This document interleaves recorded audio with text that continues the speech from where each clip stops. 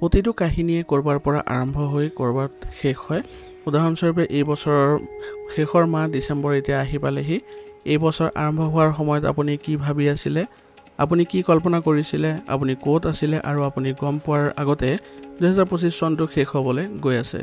এই কাহিনীটো প্ৰতি বছৰে পুনৰাবৃত্তি হয় এইবাৰ কেৱল বছৰ বা ক্যালেন্ডাৰ বছৰ নহয়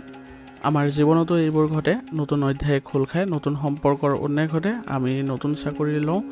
নতুন ঘৰ লওঁ আমি নতুন নতুন কথাৰ অভিজ্ঞতা লাভ কৰোঁ আমাৰ নতুন অভিজ্ঞতা হয় আৰু তাৰ পিছত হেবোৰৰ বিষয়ে চিন্তা কৰাৰ পিছত হেবোৰ বুজি পোৱাৰ পিছত আৰু হেবোৰৰ সকলো অনুভৱ কৰাৰ পিছত আমি বিৰক্ত হৈ এদিন হেবোৰ শেষ কৰি দিওঁ যি আৰম্ভ হয় শেষো হয়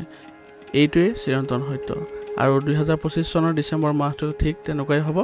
এই সময়ছোৱাত আপুনি দেখিব যে বহুতৰে আবেগ কাম কৰাৰ ধৰণ অকলে থকাৰ সময় জীৱনৰ বিষয়ে চিন্তা কৰাৰ ধৰণ বহুত কথা পিছ পৰি থাকিবলৈ ওলাইছে শেষ হ'বলৈ ওলাইছে কিছুমানৰ বাবে কামবোৰ অতি মসৃণ হ'ব আনৰ বাবে কথাবোৰ ঠিকই থাকিব কিন্তু হয়তো ইমান মসৃণ নহবও পাৰে গতিকে আহক 2025 চনৰ শেষৰ মাহ ডিসেম্বৰ মাহটোৰ বিষয়ে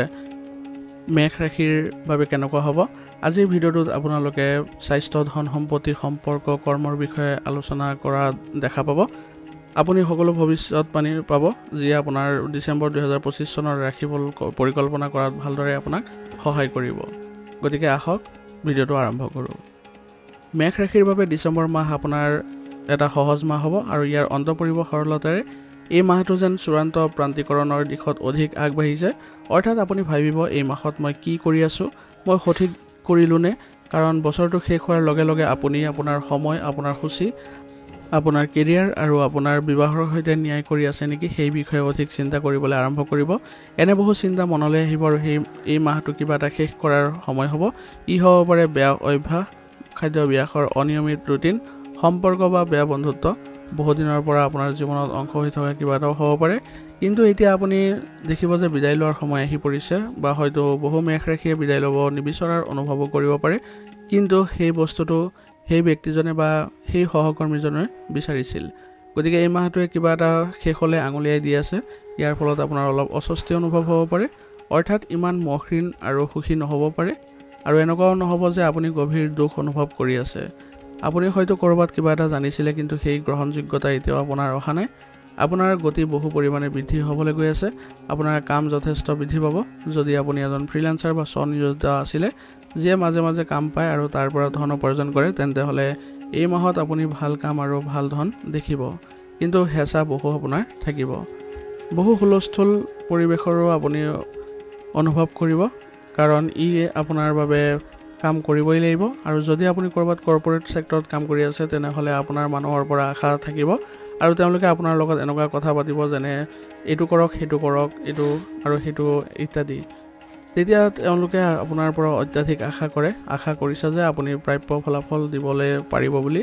ডিসেম্বৰ মাহটো আপোনাক ৰখাবলৈ অহা নাই ই আসলতে আপোনাক উন্নতি কৰিবলৈ আহিছে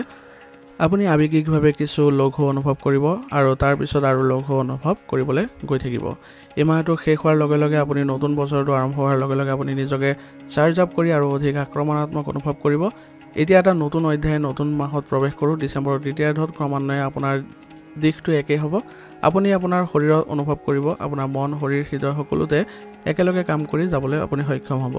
আপুনি ভাবিব আপুনি আৰু যথেষ্ট ইতিবাচক অনুভৱ কৰিছে হয় কামৰ বোজা আৰু বিশৃংখলতাই সামান্য মানসিক চাপৰ সৃষ্টি কৰিব পাৰে জীৱনটোৱে জীৱন গতিকে এইবোৰ ঘটিবই আৰু এইবোৰ হৈয়ে থাকিব সুযোগ আহিব আপোনাৰ বাটত আপুনি মাত্ৰ সাৱধানে সিদ্ধান্তবোৰ ল'বলৈ জানিব লাগিব আৰু সোনকালে ল'বলৈ যত্ন কৰিব আপোনাৰ অন্তৰ্দৃষ্টিও আপোনাৰ গুগল মেপৰ দৰে সঠিক অৱস্থান আৰু নিখুঁত কথা বতৰাবোৰ হ'ব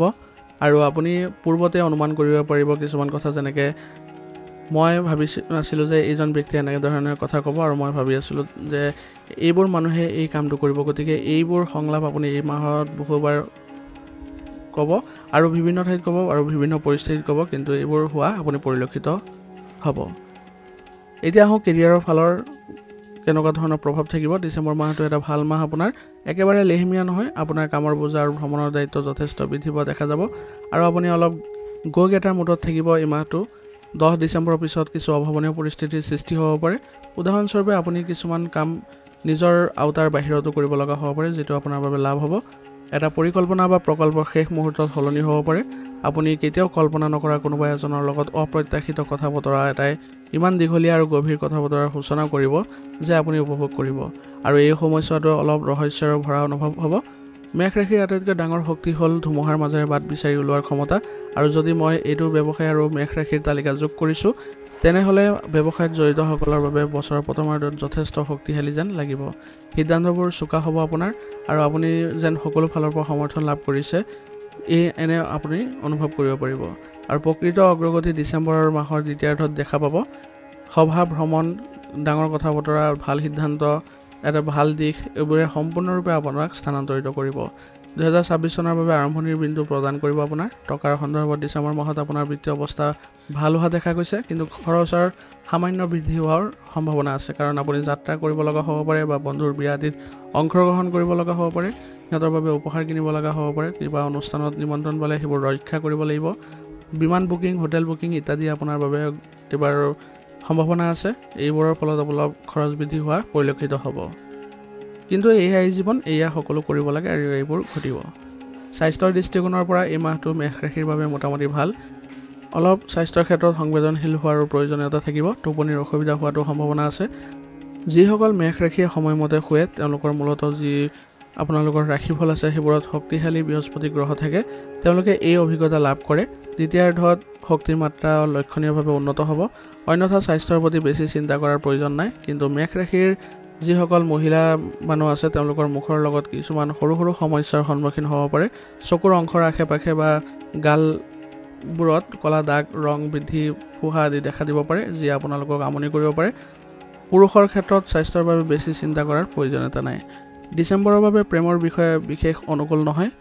সেইবোৰ অধিক প্ৰত্যাহ্বানমূলক হ'ব যেন অনুভৱ হ'ব আপোনাৰ ভুল বুজাবুজি বিভ্ৰান্তি আৱেগিক উত্থান পতন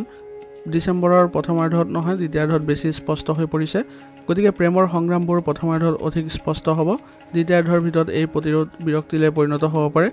যেনেধৰণৰ আপোনাৰ এইবোৰ কথা বন্ধ কৰক যথেষ্ট হৈছে এনেধৰণৰ যিবোৰ সম্পৰ্কত আপোনালোকে আছে সেইবোৰ শুনিবলৈ সক্ষম হ'ব